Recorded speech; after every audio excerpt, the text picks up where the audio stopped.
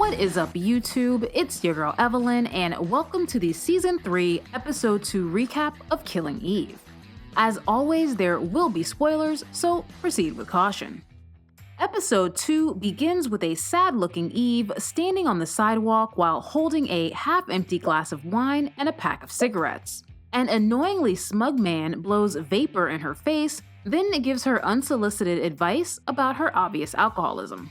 Eve flees from the jerk and retreats inside the building where Kenny's wake is currently being held. Everyone's favorite handler, Constantine, is present because apparently he just does whatever the hell he wants. The consensus amongst the mourners is that a depressed Kenny jumped from the roof of the Bitter Pill. But Eve, who finished her wine and upgraded to gin, knows better and begins asking questions no one is willing to answer. And she discovers the smug vaping bastard is actually Jamie, Kenny's former editor at the Bitter Pill.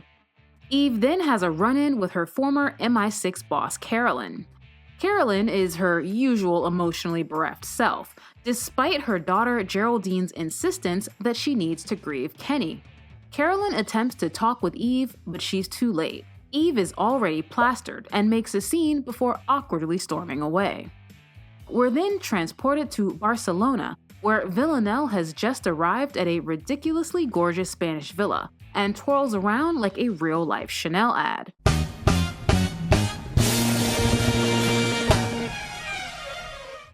Dasha shows up and takes credit for Villanelle's new digs before explaining the next step in the promotion process to becoming a keeper.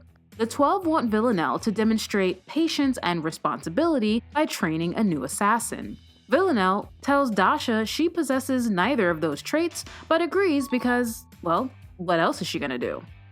Unsurprisingly, Carolyn is already back to work at MI6, but after a botched attempt to run a meeting, Paul pulls her aside and gently tells her it's too soon after Kenny's death for her to return to work.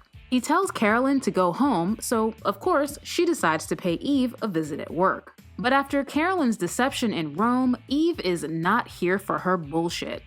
She makes Carolyn cut straight to the point, and Carolyn admits she agrees with Eve.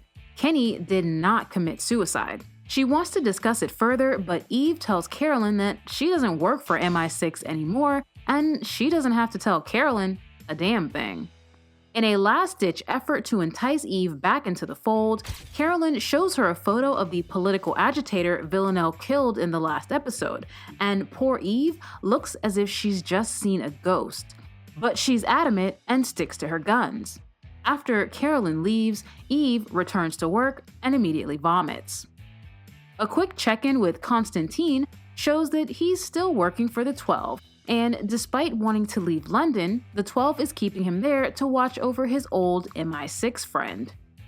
Villanelle has just arrived in France and meets with her new trainee, Felix, a 19-year-old who couldn't be more ill-suited for the job of assassin if he tried. Like most people, Felix irritates Villanelle, but the two share a brief bonding moment when Felix admits that after murdering a bully who beat up his boyfriend wanted nothing to do with him. With a wistful look in her eye, Villanelle agrees that loving someone who doesn't love you back feels like shit. Disguised as clowns, Villanelle and Felix infiltrate a child's birthday party, and Villanelle sends Felix inside the target's house to cleanly and quietly dispatch of him. 12 seconds later. Villanelle checks on Felix, only to discover his unsuccessful attempt at killing the target is in fact very loud and very messy. Villanelle shoots the target, as well as Felix, then declares that management sucks. Eve, who is pretty much a functioning alcoholic at this point, is sitting at a bar trying to guess the code to Kenny's work phone, which you'll remember she pocketed last episode while searching for Kenny at the Bitter Pill. An unknown number begins blowing up the phone with repeated calls and rude text messages. Eve answers, and of course it's none other than Jamie, who obnoxiously demands that Eve return Kenny's work phone to him. Eve hangs up, but Jamie's subsequent text messages eventually get to her, and she shows up at the Bitter Pill to negotiate the return of the phone. Like Eve, Jamie believes Kenny's phone may reveal information about who killed him and why. In exchange for handing over Kenny's phone, Eve demands access to his computer files. Jamie agrees to give her an encrypted thumb drive containing Kenny's work, and Eve finally relinquishes the phone. Jamie and crew successfully break into Kenny's phone and starts digging around. They learn he was secretly dating his bitter pill coworker Audrey, and Jamie is comforted by the fact that Kenny was at least getting some before he died. Eve then demands the thumb drive, which Jamie conveniently forgot to tell her is currently in police custody. You raggedy bitch. She takes back the phone and storms out. Another quick check-in with Constantine shows him bumbling around London, and guess who he just so happens to run into? Carolyn's daughter, Geraldine. After exchanging pleasantries, Constantine insists that Geraldine take the refrigerator magnet souvenir he purchased for his daughter in last week's episode. Geraldine is touched by the kind-hearted gesture and accepts the gift. Meanwhile, Carolyn is still trying to get her unofficial investigation into Kenny's death off the ground. She talks to his former coworker and secret girlfriend Audrey in an effort to better understand his state of mind at the time of his death. She asks Audrey if Kenny was happy, and Audrey tells her that Kenny liked to sing as Club 7 while he was on the loo, which seems like an emphatic yes. Poor Carolyn is at a loss. Kenny was her son, but when it comes to investigating his death, her hands are tied at work. Meanwhile, at home, the well-intentioned Geraldine won't stop pestering her to talk about her feelings. Instead, Carolyn chooses to eat sandwiches alone in her car while listening to Dido and Aeneas, an opera that tells the tragic tale of Queen Dido who dies of grief after being abandoned by her love. Later that evening, a surprisingly sober Eve shows up to Carolyn's flat, this time ready to talk. After telling Carolyn about Kenny's encrypted thumb drive, Eve insists they figure out a way to retrieve it from police custody, thus kicking off Carolyn and Eve's wacky Season 3 adventures. We then get a close-up to the suddenly sinister-looking refrigerator magnet gifted to Geraldine by Constantine. Turns out the old MI6 friend the 12 want Constantine to keep an eye on is none other than Carolyn, and the magnet is actually a listening device. And we can't forget about Villanelle. She has happily returned to her palatial villa with seemingly no repercussions from killing former trainee Felix.